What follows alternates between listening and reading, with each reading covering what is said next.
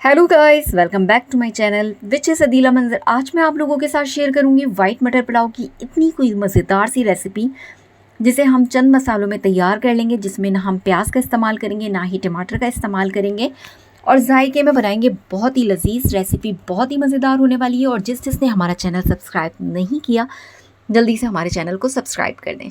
सबसे पहले हमने एक देगचा लिया था जिसमें हम ऑयल डालेंगे। तकरीबन 1 कप के करीब हमने इसमें ऑयल डाला था। इसके साथ साथ हम इसमें कुछ खड़े मसाले ऐड कर देंगे जिसे हम 2 से 3 मिनट फ्राई करेंगे, जिसकी खुशबू जब आपको महसूस होने लगेगी तो इसमें हमने जिंजर गार्लिक का पेस्ट ऐड कर दिया था जिसे हमने फ्रेश कूटा था। अभी 2-3 मिनट इसकी भी भुनाई करनी है आपने। इसके बाद आप इसमें हरी मिर्चें ऐड कर देंगे। हरी मिर्चें आप पीस कर भी ऐड कर सकते हैं, लेकिन हमें वाइट मटर पुलाव बनाना है जिससे इसकी रंगत चेंज हो जाएगी, इसलिए हमने इसमें साबुत ऐड किए हैं बीच में से कट लगा के। इसके साथ साथ इसमें हमने मटर डाले हैं। मटर जो है मार्केट में आ चुके हैं, फ्रेश मटर, जिससे हमने ये पुलाव तैयार किया था। इसके बाद हम इसमें आलू भी ऐड कर देंगे। इन दोनों चीज़ों को हमने 2 से 3 मिनट भुनाई करनी है इसकी,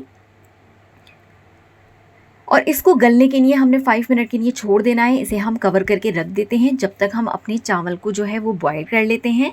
हमने जो है 250 ग्राम के करीब चावल लिए थे जिसे हमने बॉयल करने के लिए रख दिया था। इसके साथ साथ हमने 1 कप दही लिया था जिसमें हमने जो है 2 टीस्पून चिकन पाउडर का ऐड कर दिया था।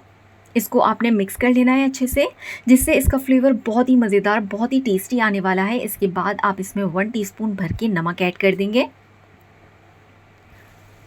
इसके बाद हमारे आलू और मटर जो हैं वो तकरीबन गल चुके हैं।